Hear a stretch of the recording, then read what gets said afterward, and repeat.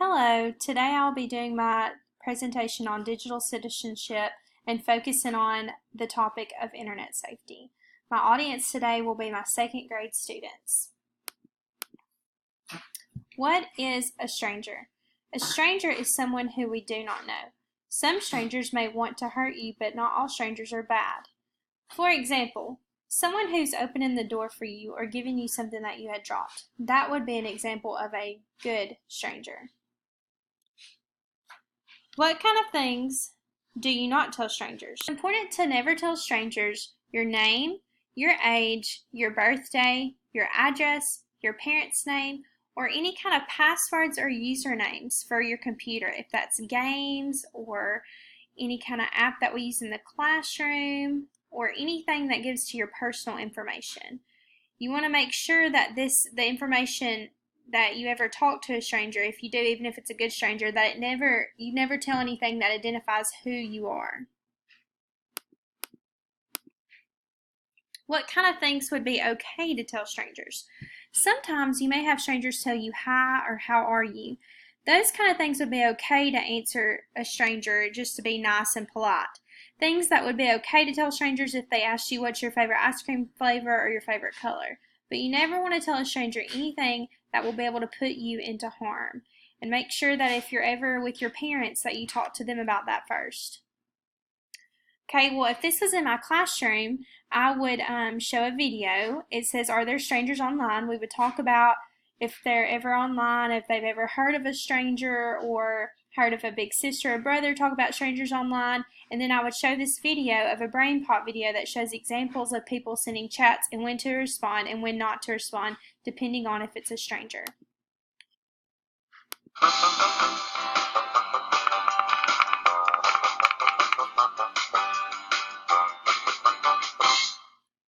I don't think this was designed to be flown by a 500-pound robot. Wait a second, can't you fly anyway? You know that guy? Dear Tim and Moby, why do so many people talk about each other? Hi there. Want to chat? Wait, Moby, do you know Rocket Ron? Then how do you know he's safe to chat with? What should you do if a stranger sends you a message? My friend Becca sends me instant messages when we're online. And my pen pal Jen emails me jokes. My parents know that they're safe to email or chat with, but sometimes I get emails or messages from people I don't know. Well, Rocket Ron is definitely a stranger. If a stranger contacts you or makes you feel uncomfortable, tell a teacher or a grown-up. They can keep the stranger from bugging you by blocking their emails or instant messages.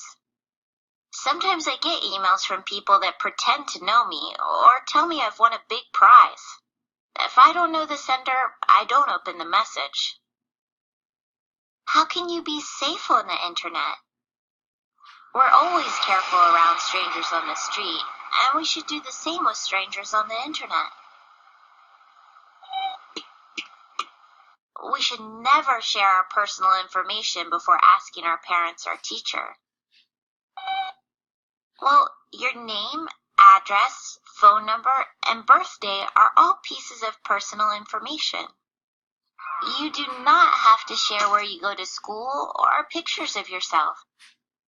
Moby and I only visit websites that are safe for kids. If we accidentally get to a site that makes us uncomfortable, we tell a grown-up so they can block it. I know it's important to stay safe on the internet, but how can you keep your computer safe? Moby loves playing games on the computer, and Mia uses images from the internet in her projects for school. But we know we shouldn't download anything without asking a grown-up. If you download something from an unsafe website or open an unsafe email, your computer can get a virus. Yep, a computer virus is kind of like the flu. It's a program that keeps your computer from working the right way, and you can accidentally spread it to other computers. You can also keep your computer safe by using strong passwords. Some people can figure out and steal passwords, so it's important to choose good ones that are hard to guess. Your password should never be your own name. They should be long and use a combination of different letters and numbers. And you should never ever share your passwords with anyone. Nope, not even your best friend. Anyway, Moby, there are plenty of ways to be safe on the internet. Maybe that's a little too safe.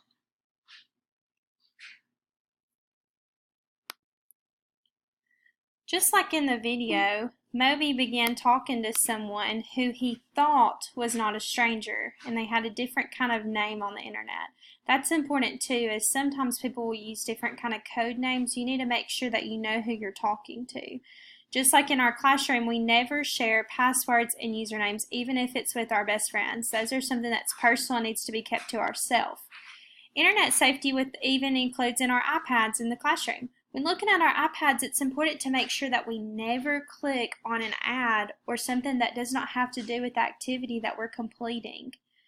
And as I mentioned, not sharing your username or your password or any kind of individual personality or personal information should not be shared with our friends in the classroom. Some examples of apps that we use in this classroom is if you were ever to have tech time on your own, you know that it's okay to be on Reading Horizons Clubhouse, iExcel.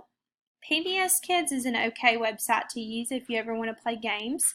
ChatterPix, that's where you take a picture of something and you can make it talk, telling a story. Compass Learning. Seesaw is our journal that we collaborate with one another in the classroom.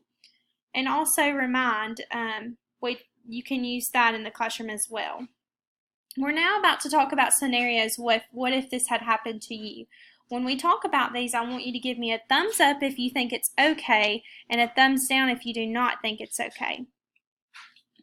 Number 1, Julie is a classmate in our classroom and she's on her iPad and she sees that another classmate, Paul, comments on her Seesaw journal. Can she comment back or should she not? Give me a thumbs up or thumbs down.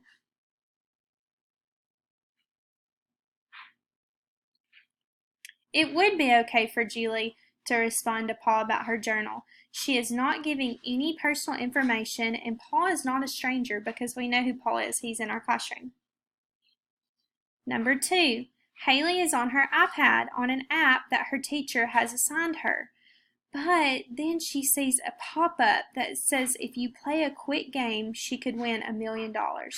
Should she click on it or should she not click on it? So is it safe or is it unsafe?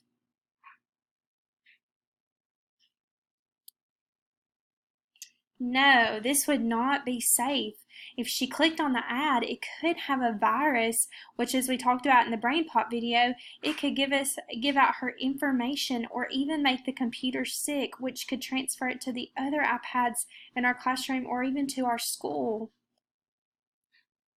Number 3, Alex is playing on a fun game during tech time on his iPad, and a chat pops up from someone who he doesn't know. The person says, "Hey, what is your name?" Should Alex tell his name and talk to the stranger? So think about it. Would it be a safe or would it be unsafe?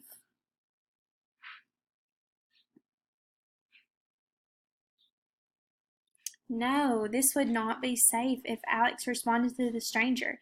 As we talked about earlier in our PowerPoint, there are examples of good strangers and bad strangers. But we don't actually know this person, so we would need to make sure that we talk to a parent or a teacher before they responded. And you don't ever want to give out any personal information because remember, when we give out personal information to strangers, they could find out more and more about us, and that is not safe. Thank you guys for listening today and being so engaged. If you ever have a question when you're using a computer or the internet, or about clicking on something or responding to someone, we need to treat this as if we see a stranger outside. Always ask your parent or your teacher first. Thank you.